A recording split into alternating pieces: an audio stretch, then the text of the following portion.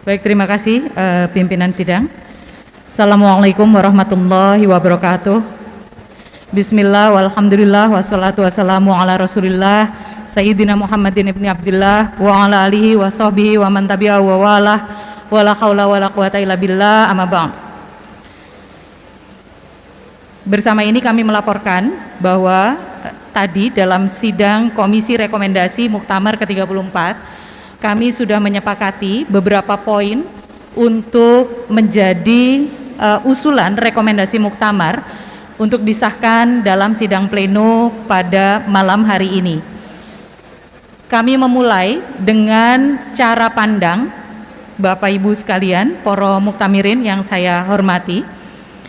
Cara pandang awalnya itu adalah Komisi Rekomendasi ini menyikapi beberapa hal yang ada di luar Nahdlatul Ulama terkait dengan kehidupan bersama, tetapi kita memotretnya dalam 3 ruang.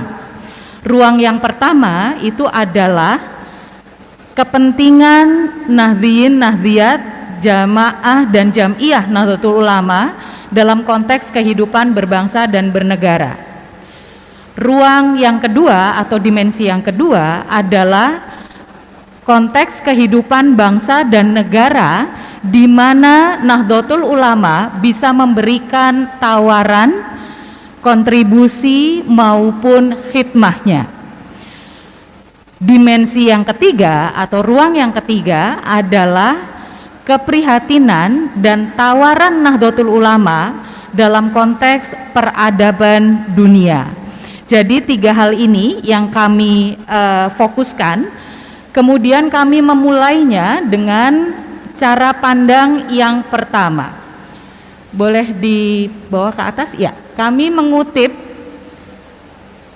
tentang konsep Islam dan keadilan sosial dan negara bangsa Indonesia.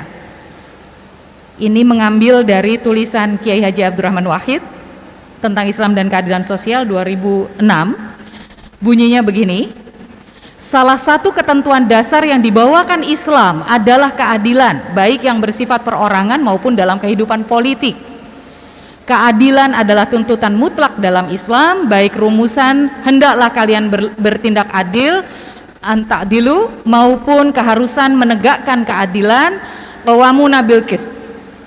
Berkali-kali dikemukakan dalam kitab suci Al-Quran. Dengan meminjam 2 buah kata sangat populer dalam peristilahan kaum muslimin di atas, Undang-Undang Dasar 45 mengemukakan tujuan bernegara, yaitu menegakkan keadilan dan mencapai kemakmuran. Masyarakat adil dan makmur merupakan tujuan bernegara kesatuan Republik Indonesia. Kalau negara lain mengemukakan kemakmuran dan kemerdekaan, prosperity dan liberty sebagai tujuan, maka negara kita lebih menekankan prinsip keadilan daripada prinsip kemerdekaan itu. Nah, jadi cara pandang Nahdlatul Ulama dalam hal ini adalah menegakkan keadilan untuk mencapai kemakmuran bangsa.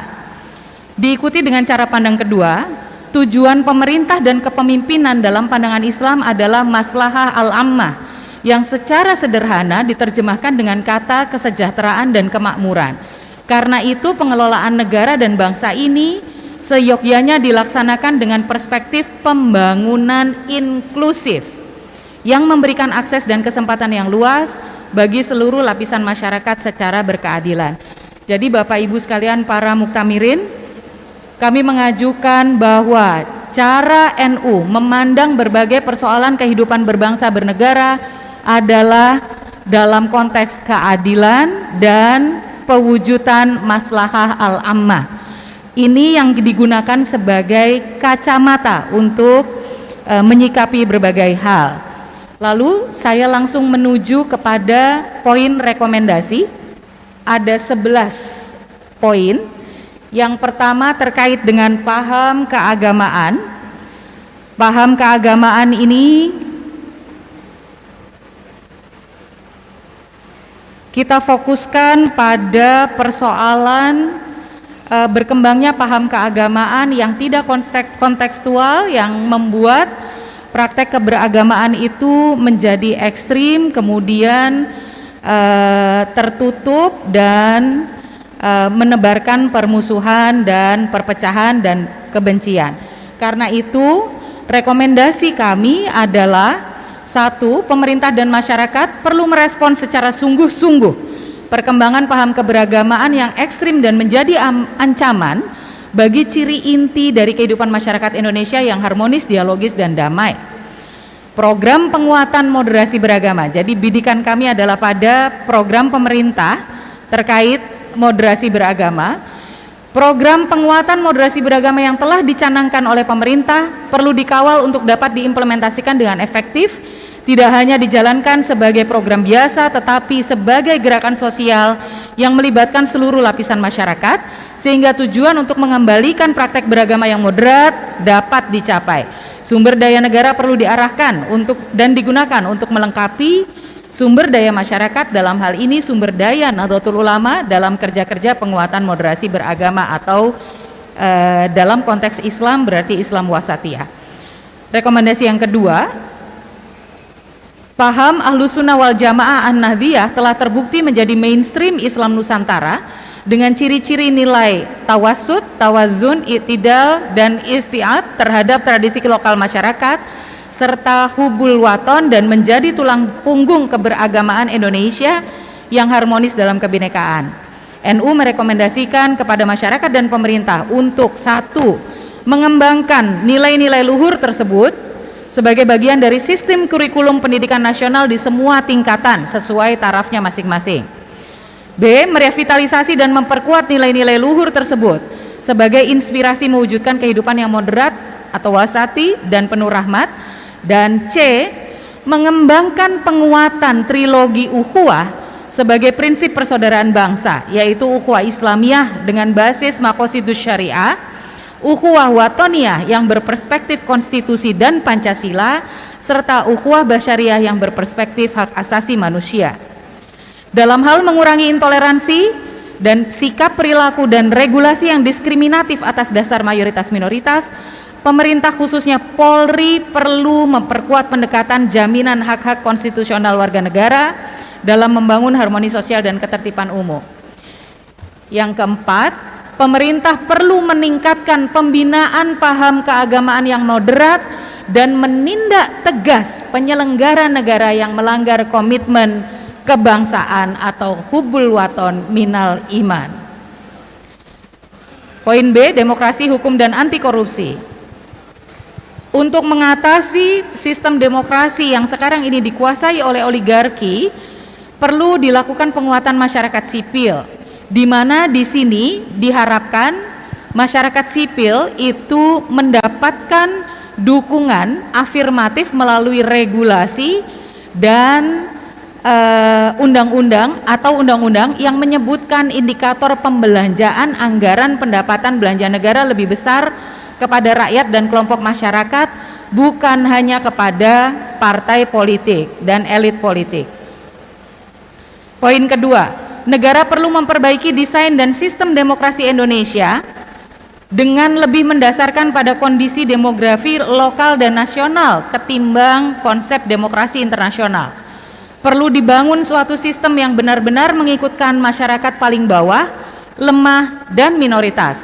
Secara khusus, diperlukan afirmasi pengarus utamaan gender untuk memastikan partisipasi perempuan dan kepemimpinan perempuan dalam sistem demokrasi. Yang ketiga, masyarakat perlu menguatkan dan mendesak lembaga-lembaga penegak hukum untuk lebih aktif dan tegas terhadap pemberantasan korupsi dan gerakan anti korupsi. Kita juga mendesak pemimpin nasional agar mengambil tanggung jawab dan kendali kepemimpinan dengan sungguh-sungguh dalam pencegahan dan pemberantasan korupsi.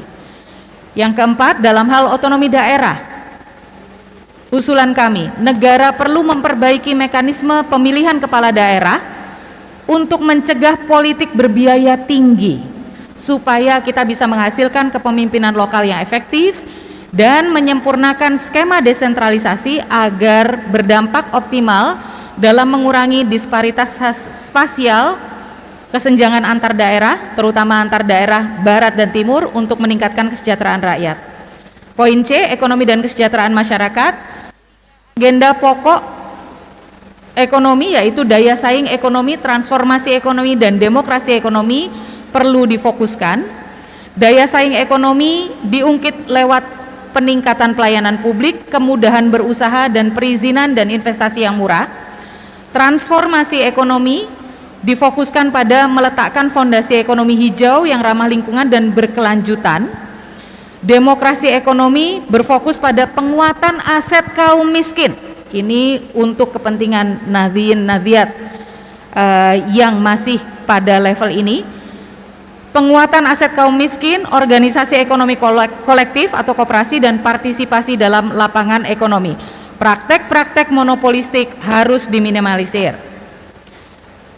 Poin 2, pemerintah perlu memastikan keterampilan tenaga kerja kompatibel dengan kebutuhan pasar kerja. Salah satunya dengan mengembangkan balai latihan kerja berbasis komunitas, terutama di daerah-daerah terpencil dan perbatasan, bekerja sama dengan dunia usaha dalam meningkatkan wawasan dan keterampilan angkatan kerja usia produktif. Poin 3, pemerintah menjamin dan melindungi hak-hak kelompok disabilitas stabil, ini dalam konteks ODGJ, untuk mendapatkan akses dan kesempatan kerja, berkreasi, menikah, dan beribadah sesuai agama dan keyakinan. Keempat, mendorong pertumbuhan sektor pertanian dan bahari yang memiliki potensi besar dengan keterlibatan jumlah tenaga kerja. Yang kelima, pemerintah perlu mempercepat distribusi aset produktif dalam masyarakat pada masyarakat marginal melalui skema reformasi agraria dan perhutanan sosial. Selain itu, pemerintah harus menegakkan regulasi terkait kewajiban pengusaha perkebunan menyediakan setidaknya 20% lahannya untuk petani. Ini karena petani-petani kita masih belum bisa mendapatkan haknya atas lahan-lahan perkebunan. Poin ke-6, pemerintah perlu memperbanyak program pemberdayaan masyarakat melalui UMKM, petani, nelayan, dan masyarakat marginal untuk mempercepat pertumbuhan ekonomi yang inklusif, merata, dan berkelanjutan. Usaha mikro dan kecil terus difasilitasi, kolaborasi difasilitasi, pelaku usaha di hulu, tengah, dan hilir ditata secara rapi agar tersusun level persaingan dan kerjasama yang sehat. Poin 7, pemerintah perlu mempermudah akses barang publik kebutuhan sehari-hari untuk masyarakat golongan menengah ke bawah, seperti air bersih, listrik, transportasi, fasilitas kesehatan, dan pendidikan. Poin ke-8, pemerintah perlu formula proteksi sosial komprehensif yang bisa menutup celah kerentanan warga negara. Ini dalam konteks pendidikan, kesehatan, perumahan, dan kebutuhan dasar lainnya. Poin ke-9, kebijakan pembangunan perlu memperhatikan kearifan lokal dan aspek geografi spasial agar tidak menimbulkan kerusakan lingkungan dan memperhatikan aspek pemerataan. Poin ke-10, pemerintah perlu lebih masif mendorong perkembangan ekonomi digital. Poin ke-11, menjadikan sektor ekonomi kreatif dengan berbagai subsektornya dengan mengoptimalkan kekuatan ekonomi kaum muda. Seiring terjadinya bonus demografi dan kita membutuhkan afirmasi untuk generasi muda Nahdlatul Ulama. Poin 12, pemerintah perlu menyempurnakan undang-undang zakat untuk mengikut sertakan penyaluran zakat pribadi sebagai pengurangan zakat. D, daulat rakyat atas tanah. Poin 1, negara memperkuat perlindungan terhadap kepemilikan dan daulat rakyat atas tanahnya supaya tidak titik berat pada industri saja tetapi pada mustad'afin. Poin 2, terhadap status tanah ulayat yang dimiliki kelompok-kelompok budaya dan kolektif, perlindungan dari penggusuran dan alih kepemilikan kepada investor perlu diberikan oleh negara. Poin 3, negara harus hadir dalam setiap sengketa pertanahan dengan menegakkan prinsip perlindungan warga dan pengelolaan sumber daya secara adil dan menjaga hak masing-masing pihak. Ini karena berdasarkan pengalaman banyak sekali kelompok-kelompok Nahdien mengalami situasi di mana tanahnya ini kemudian diambil oleh perusahaan-perusahaan tanpa ada perlindungan. Yang keempat, pemerintah perlu menerbitkan regulasi yang membatasi kepemilikan tanah oleh pejabat negara. Pendidikan, saya poin-poinnya saja ini, harus mengendalikan dan mengurangi liberalisasi pendidikan karena ini membuat akses warga Nahdliyin, warga NU lebih kecil terhadap pendidikan berkualitas. Poin 2, pemerintah perlu menciptakan kebijakan afirmatif bagi peserta didik perempuan karena ketimpangan akses pendidikan bagi peserta didik perempuan masih tinggi. Imbasnya tantangan kualitas kehidupan perempuan seperti akses lapangan kerja, kemiskinan perempuan, kerentanan perempuan, praktek perkawinan anak dan lain-lain. Poin 3, kurikulum dan ekosistem pendidikan harus memperkuat kemampuan memecahkan permasalahan kompleks, problem solving, kemampuan berpikir kritis dan kemampuan berkreasi. Jadi ini harus memperbaiki kurikulum.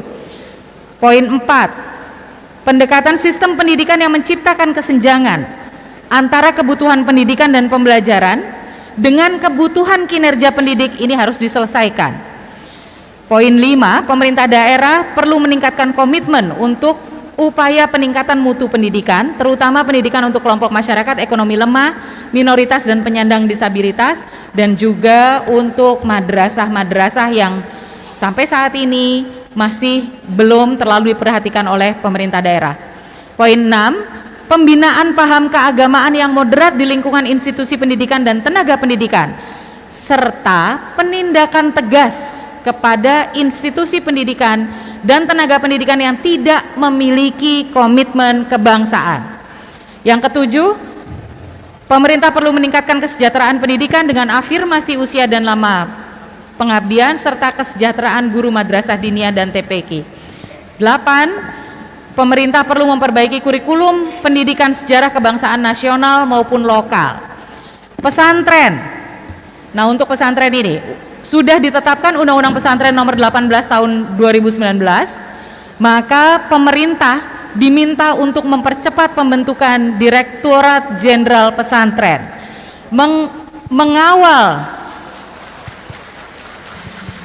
mengawal implementasi Undang-Undang Pesantren agar dapat ditasarufkan untuk pesantren-pesantren yang memang berkhidmah untuk melakukan pendidikan masyarakat. Regulasi harus menjamin kekhasan dan independensi pesantren dan melindungi pesantren dari resiko tuduhan maladministrasi karena perbedaan watak antara pola manajemen negara dengan pola manajemen pesantren. Poin 2, dalam konteks memperkuat Islam wasatiyah, pemerintah perlu mendukung dan memfasilitasi pesantren untuk melahirkan kader ulama yang mumpuni. Poin 3, pemerintah perlu mengakselerasi regulasi yang menjamin kesetaraan kesempatan dan akses bagi lulusan madrasah dan pesantren sehingga dapat memasuki dunia kerja secara luas. Dan poin yang keempat, dana abadi pesantren, Peraturan Presiden Nomor 82 harus dialokasikan untuk madrasah dan pesantren secara lebih memadai dan tepat guna. Perlu memastikan mekanisme bahwa fasilitasi negara jatuh kepada pesantren yang berhak, bukan semata-mata melihat dari sisi modernitas dan kemampuan mengelola program ala negara. G, kebudayaan. Pemerintah perlu merehabilitasi dan merevitalisasi penulisan sejarah, situs-situs dan artefak sejarah Nusantara. Pemerintah dan masyarakat perlu memperkuat strategi kebudayaan untuk memperkuat nilai-nilai kebangsaan sebagai akar jati diri bangsa, termasuk menanamkan nilai sikap inklusif dan membuka diri terhadap kebinekaan. Kesejahteraan keluarga. Pemerintah perlu mengembangkan strategi nasional untuk memperkuat ketangguhan keluarga karena masih banyak sekali problematika keluarga. Lalu kemudian upaya pendidikan masyarakat mengenai keluarga dengan pelibatan multi stakeholder harus dilakukan dengan efektif dan efisien, mengingat sampai saat ini pemerintah tidak memiliki strategi pendidikan kehidupan berkeluarga. Setiap tahun Bapak Ibu sekalian, ada 2.200.000 pernikahan muslim yang tercatat dan ada 500.000 perceraian yang tercatat. Ini harus kita atasi karena ini terkait dengan kualitas umat. Program penguatan kualitas keluarga berbasis kawasan desa perlu menjadi akselerasi mengingat potensinya. Kelima, negara perlu memperkuat upaya pencegahan kekerasan dalam keluarga, terutama terhadap anggota keluarga yang cenderung lemah dan dilemahkan seperti perempuan, anak, dan individu berkebutuhan khusus.